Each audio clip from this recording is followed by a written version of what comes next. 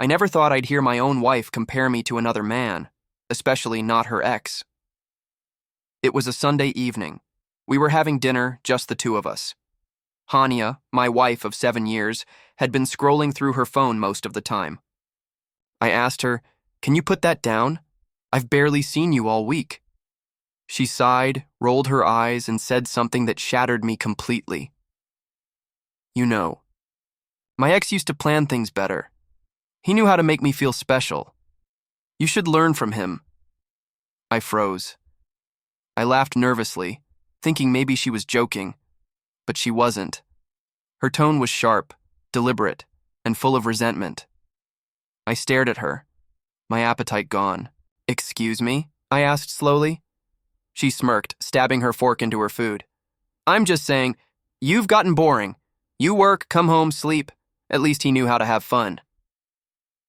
That was the night something inside me broke. For the next few days, I noticed subtle changes in her.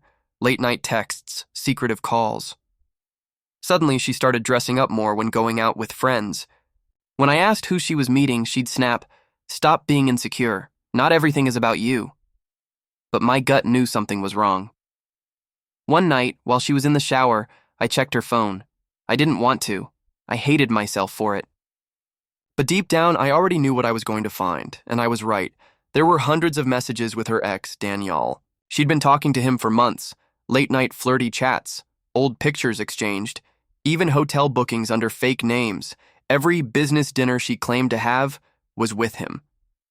My hands shook as I read through it all, but I stayed, silent. I didn't confront her, not yet.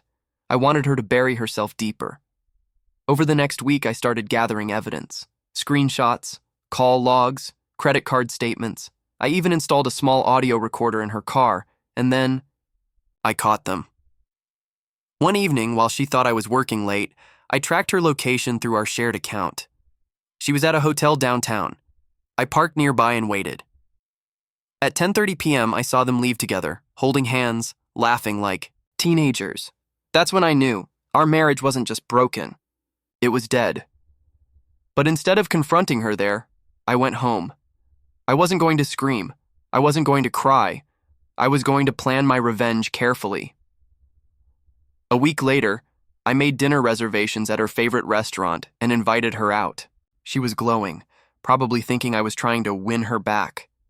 During dinner, she brought up Daniel again, casually, almost proudly. "You know, he always used to book private tables like this. You should try learning from him." Smiled. Calm, cold, silent. After dinner, we got home. She was expecting intimacy, affection, maybe even an apology from me for being distant. Instead, I looked her straight in the eye and said, "Pack your things. You're leaving tonight." Her smile disappeared instantly. "What? What are you talking about?" I tossed a folder onto the bed, screenshots of her chats, hotel receipts, photos, and recordings from her car. She went pale, her lips trembling.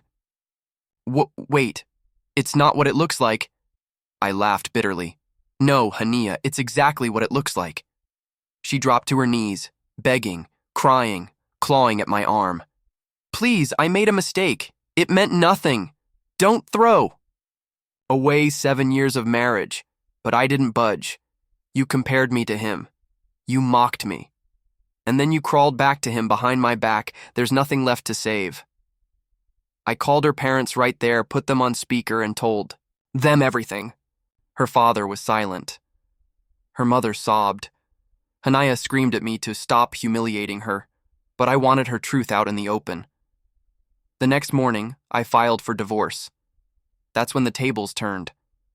Hania thought Daniel would take her in, but he didn't.